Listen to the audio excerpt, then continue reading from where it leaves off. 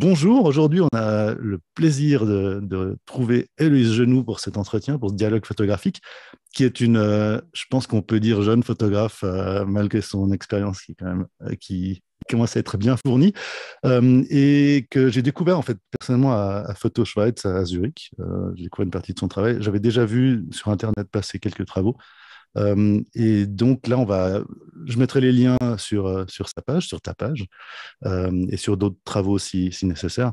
Mais on va directement partir sur les raisons de ta photographie. Est-ce que tu pourrais expliquer pourquoi photographie, en fait? Comment tu te retrouves à être photographe? Alors, ben, déjà, bonjour. Merci beaucoup pour cette invitation. C'est une question un peu compliquée. Je dirais que c'est venu assez naturellement, en fait. Donc, je suis toujours à l'école, là, en dernière année. Et puis, ça a été à la fin de mon collège, un choix de, ben voilà, maintenant, qu'est-ce qu'il faut faire? Et j'ai suivi un peu le choix du cœur, hein, puisque photographe, je pensais bien que ça allait pas être un métier ou une vie facile. Et, euh, et je me suis vraiment pris là-dedans. C'est quelque chose que je fais très naturellement, en fait, de manière spontanée, tout le temps. Et je pense que c'est le cas de beaucoup de personnes maintenant aussi avec les téléphones. Donc voilà, la photographie pour moi, c'est un moyen de pouvoir m'exprimer et surtout, en fait, de pouvoir raconter des histoires. Je pense que c'est ce que je fais dans la photographie, c'est vouloir transmettre des émotions, laisser quand même pas mal de place aux spectateurs, à la spéculation et, euh, et voilà, transmettre une partie de moi, en fait, je dirais. Ouais. Ouais, c'est intéressant parce que, à nouveau, je remets sur les liens que je vais mettre en dessous. Donc, je pousse vraiment les auditeurs à aller voir ton travail. Parce qu'en fait, effectivement, là, ça raconte des histoires. J'ai vraiment l'impression qu'on peut assez facilement rentrer dans tes histoires. Mais il y a aussi beaucoup de sensualité, il y a beaucoup de non-verbal, enfin, c'est de la photo.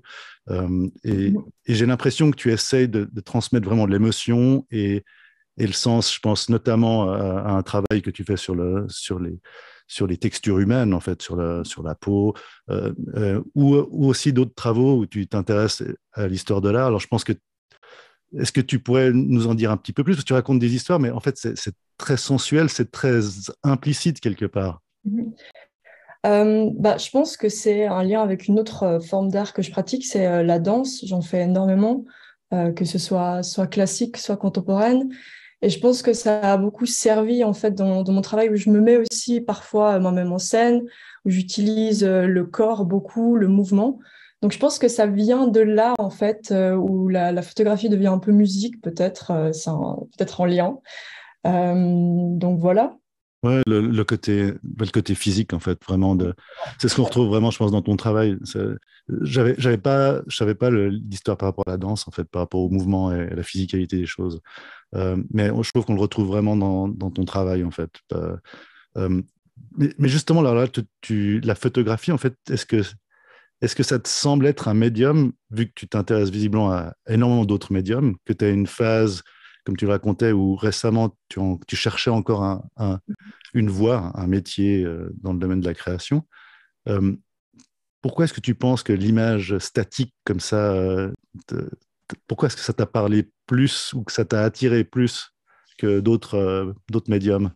Bah, je pense qu'en fait, la photographie a un très bon équilibre, dans le sens où on a quelque chose d'instantané, puisqu'on capture sur le moment, et d'un autre côté, elle laisse assez de place à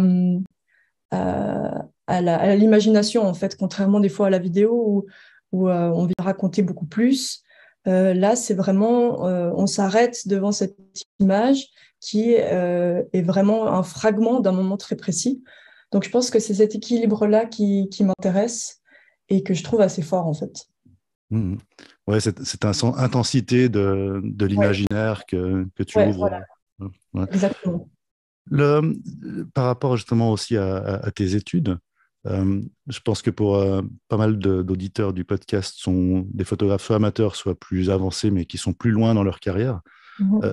Je trouverais intéressant de savoir un petit peu aussi par rapport, toi, à, à ton développement psychologique de tes intérêts.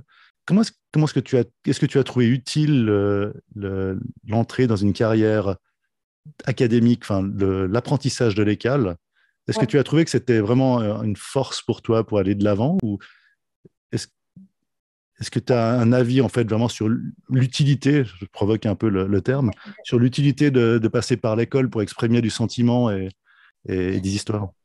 Alors, je pense que déjà l'école m'a énormément appris au niveau technique, ça c'est sûr, hein. Je suis arrivée en n'ayant pas grand-chose.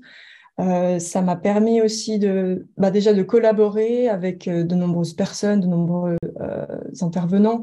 Donc forcément, ça amène de la richesse de pouvoir travailler avec d'autres artistes. Euh, et puis aussi au côté explorer, c'est forcément on nous pousse à énormément produire de choses très différentes. Donc des fois ça peut être un peu perturbant parce qu'on ne sait plus trop où aller. Mais je pense que ça nous permet, moi en tout cas, ça m'a permis de découvrir énormément de choses, de beaucoup m'améliorer au niveau technique. Donc, je pense que ça m'a donné en fait un peu le coup de pouce qu'il fallait pour que je puisse vraiment commencer sérieusement et pas que Mm. ça reste juste un hobby ou faire des photos de vacances, etc. Ouais.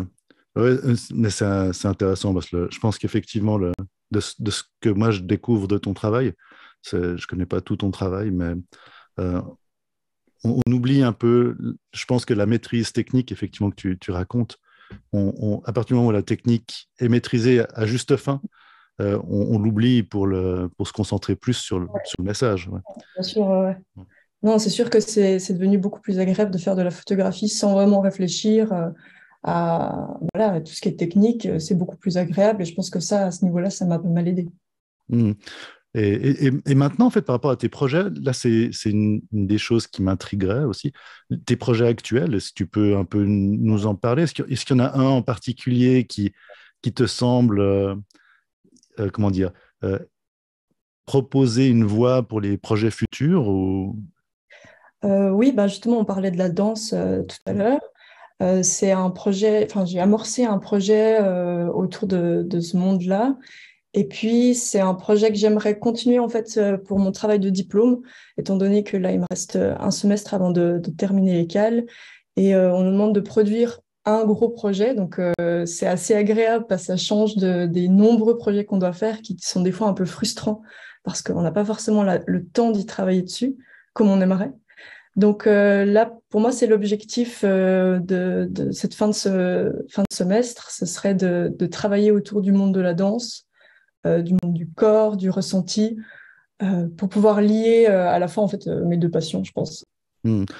Là, tu te réfères sur ton site personnel. Ouais. Tu as ce documentaire à propos de la danse avec ces étudiantes, ces petites danseuses qui. Est-ce que tu te réfères à ce projet-là ou est-ce que tu veux pousser ça plus loin dans. Alors, disons que c'était la porte d'entrée, ce projet-là, et je pense voilà, pousser plus loin que le documentaire sur quelques mois et avoir quelque chose d'un tout petit peu plus conceptuel, un peu plus personnel aussi. Donc voilà, là c'est le point de départ. C'est vrai que je ne l'ai pas encore publié sur mon Instagram. Peut-être il y a plus de visibilité sur cette plateforme que mon site internet. Donc Hmm. ça va venir. Ouais, d'accord. Bah, on se réjouit en tout cas là. Je trouve à nouveau, comme je dis, je pense que c'est assez intéressant aussi de découvrir un artiste, une artiste dans le début de sa carrière, parce qu'il y a effectivement il y a une énergie où aussi on ressent que tu recherches une voie artistique, qu'il y a différentes options qui sont maîtrisées, mais on participe un petit peu à ce processus. Mais justement, j'étais assez curieux alors par rapport à tu parles d'utiliser en fait la photographie pour raconter des histoires. J'en reviens un peu aux raisons de la photo. Comment est-ce que tu vois ces histoires par rapport à la tienne? Est-ce que tu penses que...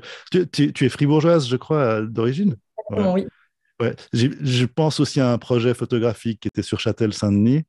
Est-ce que tu lis des événements plus ou moins éloignés ou rapprochés à ton histoire personnelle ou pas vraiment? Oui, je pense que ça c'est clair que j'utilise mon expérience personnelle pour raconter des histoires. Que ce soit plus ou moins explicite. Je pense que tout le monde le fait un petit peu quand même. On est un peu obligé, on n'arrive pas complètement à se détacher de soi-même.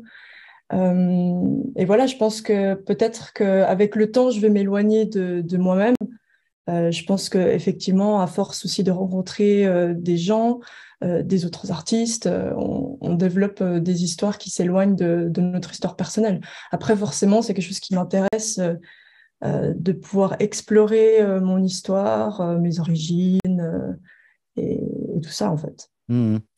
Ouais, justement, j'ai l'impression que tu lis un petit peu tout dans ton travail, qu'on ne remarque pas forcément à prime abord, parce que je réitère, je relance les auditeurs à aller voir ton travail, qui est assez, pour certains éléments, qui est assez abouti. Euh, mais après, on peut comprendre mieux, là, suite à ce que tu dis. Euh, le, ton histoire, en fait, personnelle de développement vers la photographie, je pense encore se développer, évidemment. Mais par rapport à ton avenir photographique, comment est-ce que tu te vois dans la photographie et comment est-ce que tu vois la place des gens qui vont découvrir ton travail? Est-ce que tu penses que toi, tu as une influence sur leur histoire ou sur leur vision du monde? Ben, j'aimerais dire que oui, j'espère en tout cas. Je pense que c'est très difficile maintenant de capter les gens avec de la photographie, surtout si on n'y est pas forcément sensible ou on n'est pas forcément dans le domaine. J'espère pouvoir marquer les gens avec la photographie parce que, ben voilà, comme disait Joseph Koudelka, une bonne photographie, c'est une photographie qui marque. Je pense Mm. que c'est vrai, on peut passer des jours et des jours à faire une image et des fois 2 minutes et les deux ont la même force. Donc, ouais, j'espère pouvoir faire de la photographie marquante. Mm. Bah, là, ça me renvoie à Scarlet Depths, qui est ce projet photographique sur la texture humaine. Je sais pas comment tu le décrirais. Euh, je pense que c'est assez marquant d'un point de vue graphique déjà. Mhm. Je pense qu'il y a ce côté un peu guttural de la chose, c'est assez concret. Ça, tu l'as fait dans ce but-là ou c'était purement esthétique? Bah forcément, il y a le côté esthétique qui est très marquant des couleurs et de la matière. Et puis, c'était une manière un peu de montrer autrement le corps et de l'explorer. Donc, c'était vraiment de l'exploration et une envie de vouloir créer des sortes de nouveaux paysages euh, composés de muqueuses, de corps et de peau, en fait. Hmm. Et, et voilà, je ne saurais pas quoi dire plus sur ce projet. Je pense qu'il faut le voir pour Ouais, ouais, ouais, complètement. Je pense que c'est. Et je sais aussi que là, tu as fait un livre donc, à partir de ce projet qui est publié chez RVB.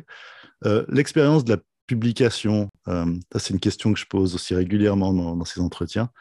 La physicalité de la photo, parce qu'on est dans un monde, euh, bah, je m'adresse plus à toi là, en termes générationnels, un monde où de plus en plus on travaille avec l'écran, on travaille avec la photo qui est lumineuse, qui émet de la lumière, qui émet de la couleur. Le livre, c'est un petit peu l'inverse, c'est un média réflectif, euh, Mhm. physique, très indépendant. Comment est-ce que tu vois la physicalité de la photo aujourd'hui? Je la trouve déjà très satisfaisante de pouvoir imprimer ces images et de les voir en vrai. C'est un autre statut, tout d'un coup elles sont vraiment là. Et c'est souvent la fin du processus. On imprime sur du beau papier, tout à la fin un grand tirage. C'est forcément plus impactant que de voir sur un écran.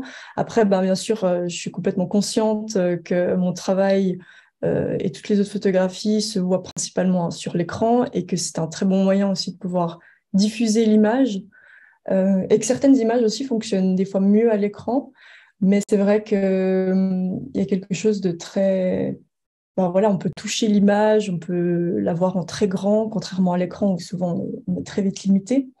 Donc, bah oui, il y a un côté dommage de perdre la photographie sur un écran, mais il faut être bien conscient que aussi on ne veut plus forcément acheter des magazines ou des livres, ou bien on ne se rend pas forcément sur place, et donc l'écran est obligatoire en fait, et il est quand même là pour nous servir. Ouais. Ouais, ça me rappelle je sais pas, tu as peut-être entendu l'épisode avec Reza Khalfan, qui est éditeur aussi, qui parlait de Mhm. l'odeur de l'encre, du choix des encres, l'odeur du papier, qui fait partie intégrante de l'expérience en fait photographique. Le, J'avais une petite question, alors ça me relance là-dessus. Et le film, est-ce que tu fais du film aussi ou... Mhm. Euh, c'est quelque chose que, bah, voilà, je trouve qu'une image faite au film, c'est une image qui sera de toute façon plus belle qu'au numérique. Euh, mais parfois, c'est presque un peu frustrant pour moi de travailler avec la pellicule, déjà par le coût. Euh, et puis, ben, moi, j'ai appris la photographie au numérique, donc j'ai Mhm. appris à pouvoir prendre autant d'images et rapidement. Euh, et bah, la pellicule, ça m'a forcé déjà à bien comprendre l'appareil photo, comment ça fonctionne. Donc, je pense que c'est très bien d'être passé par là. Euh, Après, c'est pas forcément quelque chose auquel je pense, continuer plus que ça. Pour moi, le numérique me plaît aussi. Euh, Mhm.